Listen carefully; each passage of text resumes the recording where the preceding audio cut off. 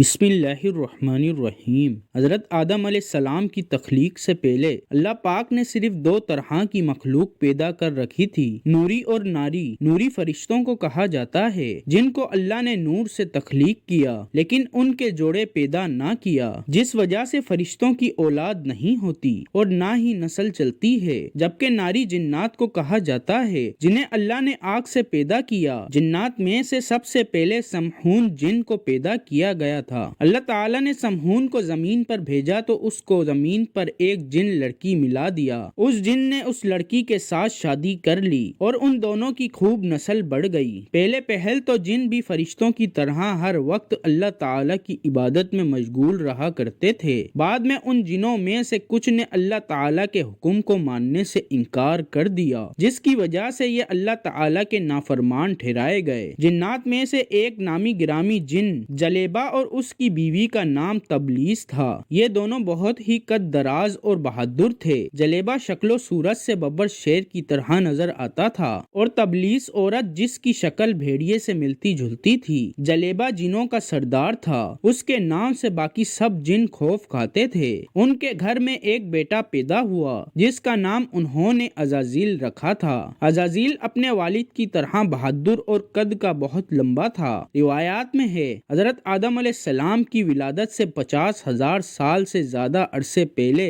یہاں زمین پر جنوں کا عروج تھا۔ جب جنوں نے زمین پر جنگ اور تباہی مچانی شروع کر دی، اللہ تعالیٰ نے فرشتوں کو حکم دیا کہ زمین پر جاؤ اور جنوں سے جنگ کرو۔ جب فرشتے زمین پر اترے تو انہوں نے جنوں کو حکم دیا کہ اللہ تعالیٰ نے حکم دیا ہے کہ زمین پر امن و امان سے زندگی بسر کرو، لیکن جنات نے فرشتوں کی بات کو ماننے سے انکار کر دیا، جس کی وجہ سے جنات اور فرشتوں میں بہت بڑی جنگ ہوئی۔ اس جنگ میں عزازیل کے والد نے بھی بڑی ہمت کے ساتھ جنگ کی، پر فرشتے جنات پر حاوی ہو گئے۔ اس جنگ میں بہت تعداد میں جنات مارے گئے، جن میں عزازیل کے والدین بھی تھے۔ باقی سرکش جنات کو اللہ کے حکم کے مطابق قید کر لیا گیا، ان میں عزازیل بھی شامل تھا۔ فرشتوں کو حکم ہوا کہ عزازیل کی بہترین پرورش کی جائے۔ فرشتوں نے عزازیل کو عبادت کرنے کے بہترین طریقے سے آگاہ کیا، جس کی وجہ سے عزازیل اللہ تعالیٰ کا ایک عبادت گزار بندہ بن گیا۔ عزازیل بہت ہی قابل اور عقل مند بن گیا۔ اللہ تعالیٰ نے اس کو فرشتوں کو خطاب دینے کے لیے مقرر کیا تھا۔ فرشتے عزازیل کو نیک اور پرہیزگار کہنے لگے۔ حضرت کعب بن احبار کہتے ہیں کہ عزازیل کو 40,000 سال تک جنت کا خزانچی مقرر کیا گیا تھا۔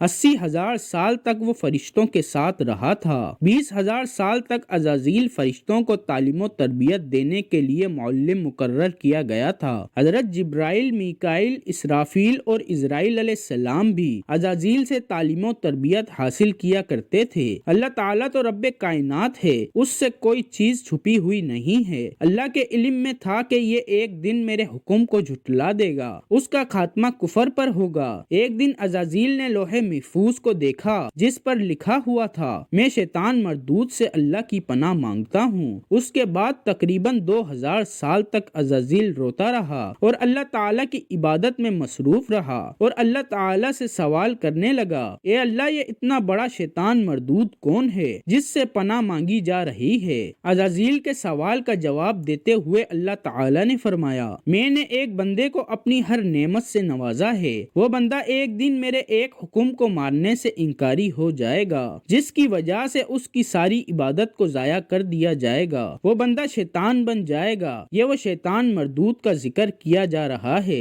عزازیل ہر وقت یہ بات سوچنے پر مجبور ہو جاتا تھا کہ وہ شیطان مردود کون ہوگا۔ اس نے اللہ تعالیٰ سے کہا، اے اللہ، میں اس شیطان مردود سے ملنا چاہتا ہوں۔ اللہ تعالیٰ نے عزازیل کو فرمایا کہ تو جلد ہی اس بندے کو دیکھ لے گا۔ اس نے اللہ تعالیٰ کی یہ بات سن کر کئی ہزار سال عبادت میں گزار دیے۔ پھر ایک دن عزازیل کے علم میں آیا کہ اللہ تعالیٰ ایک ایسے انسان کو پیدا کرنے جا رہا ہے جس کے پتلے کو بنانے کے لیے آسمانوں اور زمین سے مٹی کو اکٹھا کیا جا رہا ہے۔ جب اللہ تعالیٰ نے حضرت آدم علیہ السلام کے پتلے کو پیدا کیا تو اس پتلے کو 40,000 سال تک اسی طرح پڑا رہنے دیا، اس میں جان نہ ڈالی تھی۔ فرشتوں کا جب حضرت آدم علیہ السلام کے پتلے کے پاس سے گزر ہوتا تھا تو اس پتلے سے بہت زیادہ حیران ہو جاتے تھے، جبکہ ابلیس کا گزر ہوتا تھا وہ حضرت آدم علیہ السلام کے پتلے کو اذیت دیتا تھا۔ جب اس پتلے کو ابلیس مارتا تھا تو اس میں سے مٹی کے کھڑکنے کی آواز سنائی دیتی تھی۔ ایک دن اللہ تعالیٰ نے اپنے سب فرشتوں کو حکم دیا کہ سب میرے پاس اکٹھے ہو جاؤ۔ جب سارے جمع ہو گئے تو اللہ تعالیٰ نے حکم دیا، میں زمین پر اپنا ایک بندہ پیدا کرنے والا ہوں جو زمین پر جا کر میرے حکم کی تعمیل کرے گا۔ فرشتوں نے کہا، اے اللہ، یہ بندہ زمین پر جا کر تیرا نافرمان ہو جائے گا، ہم تو ہر وقت تیری ہی عبادت کرتے ہیں۔ اللہ تعالیٰ نے فرمایا، جو کچھ میں دیکھ رہا ہوں وہ تم نہیں جان سکتے۔ سب فرشتوں کو حکم دیا گیا کہ حضرت آدم علیہ السلام کو سجدہ کرو۔ عزازیل کے علاوہ سب فرشتوں نے اللہ کے حکم کی تعمیل کر دی۔ اللہ تعالیٰ نے عزازیل سے فرمایا کہ تم سجدہ کیوں نہیں کرتے ہو؟ عزازیل تکبر اور غرور میں آ کر بولنے لگا، اے اللہ، تو نے مجھ کو آگ سے پیدا کیا ہے اور اس پتلے کو مٹی سے پیدا فرمایا ہے، میں اس مٹی کے پتلے سے کئی درجہ بہتر ہوں۔ عزازیل کی بات سن کر اللہ تعالیٰ نے عزازیل کو وہاں سے نکل جانے کا حکم دیا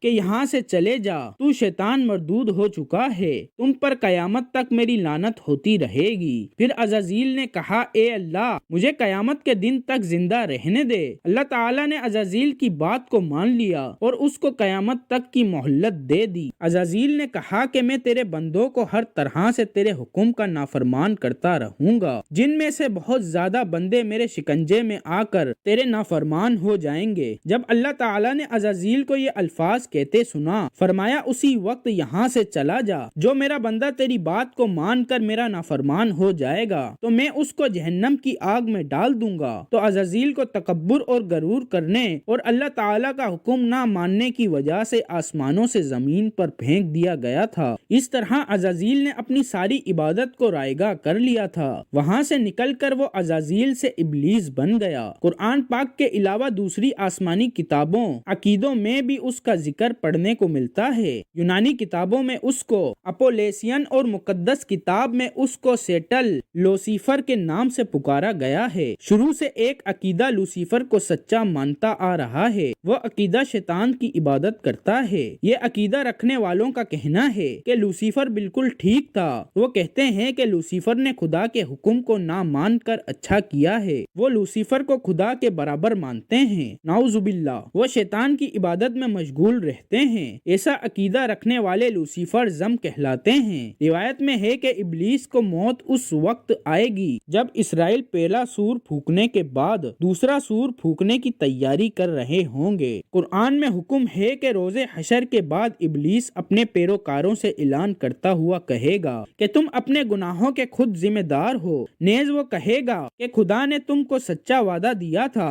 میں نے جو وعدہ تم کو دیا تھا میں اس کو مخالفت کرتا ہوں، مجھے تم پر کسی قسم کا تسلط حاصل نہیں تھا سوائے اس کے میں نے آپ کو بلایا اور تم سب نے میری بات کو مان لیا، بس مجھے ملامت نہ کرو، اپنے آپ کو ملامت کرو، اب میں تمہاری فریاد سننے والا نہیں ہوں، نہ تم میری فریاد رس ہو سکتے ہو۔ اللہ تعالیٰ سے دعا ہے کہ ہم کو نیک اعمال کرنے کی توفیق عطا فرمائے، آمین۔